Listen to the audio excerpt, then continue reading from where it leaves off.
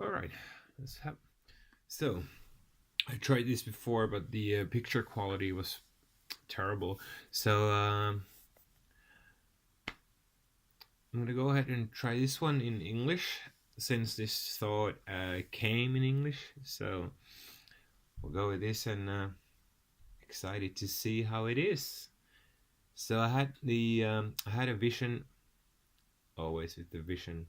Um, I had a bus ride to work just a few days ago, I think, and it was about energies, the chakra systems, and the kundalini energy within my body, our bodies, and it it was really about how I saw myself as I was before, as very kind of top heavy. So I would say maybe my crown chakra, the third eye, the throat chakra would be the more predominant ways of communicating with the universe, and just being, well, unconsciously a lot of times, of course, but that would be the energy that I felt would be more predominant in me. And then I saw that a lot of my very close relationships, the counterpart, the other person, would actually have a very kind of more active, the lower parts, the lower energy parts. So the solar plexus, the sacral, the root chakra areas, and these two would then complement each other in a way that it would be, well, it would be reciprocal, of course, but it would kind of be, the way I see it and saw it in a vision, the way I see it now, uh, is that it would be imbalanced, because both parties would be in an energetic imbalance, or imbalanced state of energy within our respective bodies and minds and souls. Well, soul maybe not. So always in balance. That's the energy source with the God source. Uh, but the body, the mind, would operate in an imbalance, from an imbalanced point. So these, I saw then that this relationship would be also ultimately in an, it would be in kind of an imbalanced relationship. Of course, it could be very good and very long, and you learn together, and then from that learning, the other energy parts would then start to open up. Maybe this is the whole point, where where the where the universal mind, or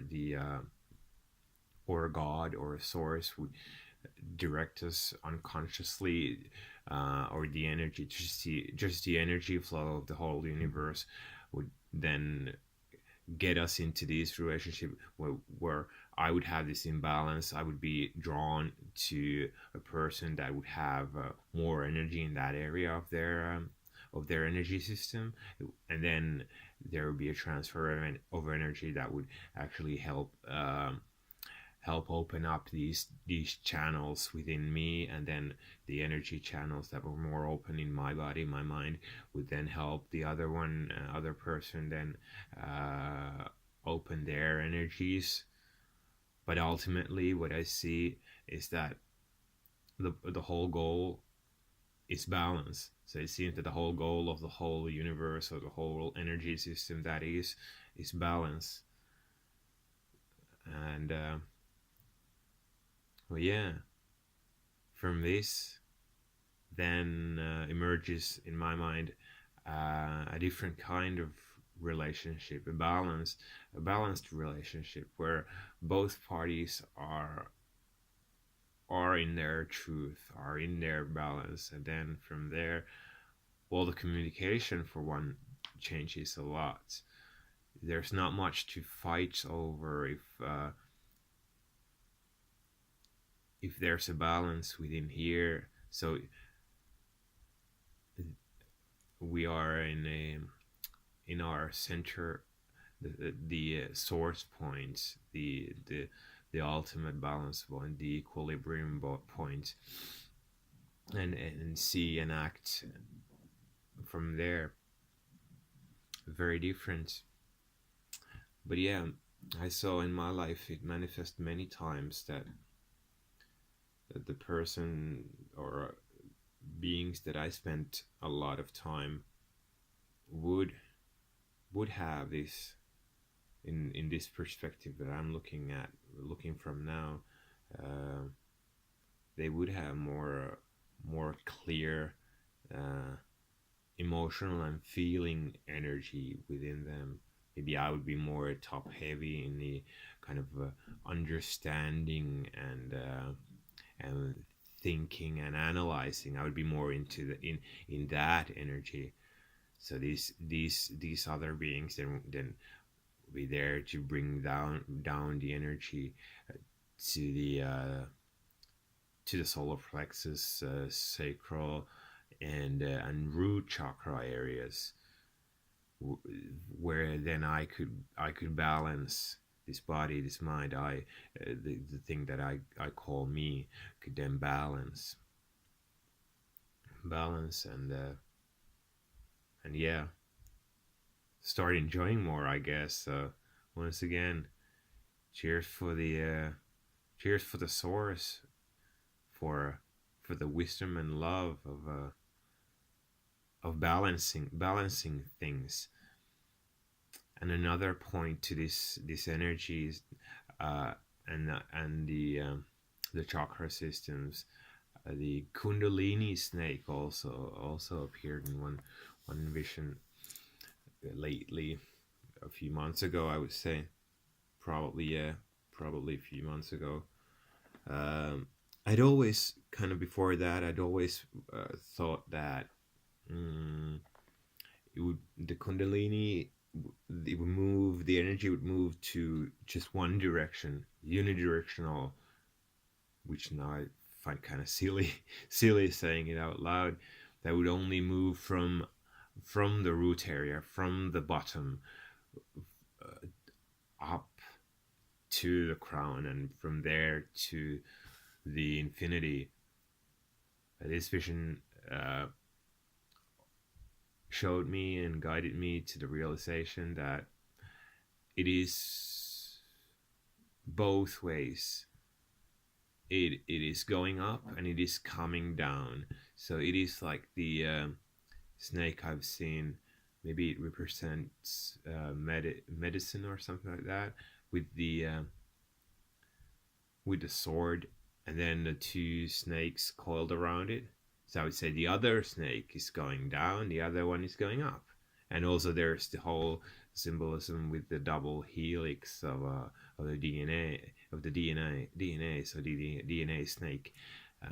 But yeah, so this energy is going up at the same time it's going down. So it goes up and it goes down at the same time. So it's like breathing in and out, up and down, in and out, up and down. And it really kind of centers me and balances me, and just it gave a perspective that I did not have before, because it was an imbalanced perspective in that. But yeah, for the main point, for the relationships and for the energy, the inner energy, how I see now it manifesting itself in the relationships that we have, and not just with people, just with the flow of life, the energy, the relationship that we have with the flow of life. So if I am in an imbalanced energy, in an imbalanced state of mind and state of being and state of emoting, I am going to see that also in the world outside. Of course, I'm projecting that from my energy, whether I know it or not. And of course, it's going to be projected back to me. That's how I see it. So the world gives me what I give to the world. So with the energy systems, with the chakras, with the intention, with the will. The will is a very powerful tool. Will, intention, focus, well, the same thing, I guess. Also given to the areas, well, for me, the root chakra, the sacral chakra, the the solar plexus chakra, those, well, those also opening up, and those balancing. And so then all of the whole energy system then opening up and kind of coalescing or coming together in the heart of hearts, of course the heart chakra, and then the tiny space within the heart as the tiny space of the in the heart, I guess Drunvalo Melchizedek says. So that place, that, and then the kundalini energy moving freely up and down, up and down, up and down, all the energy systems spinning freely, the whole human experience then flowering in a balanced, harmonious way, manifests itself as a balanced and harmonious world as well. So the relationship with me and the outside world then becomes very harmonious, very very nice indeed.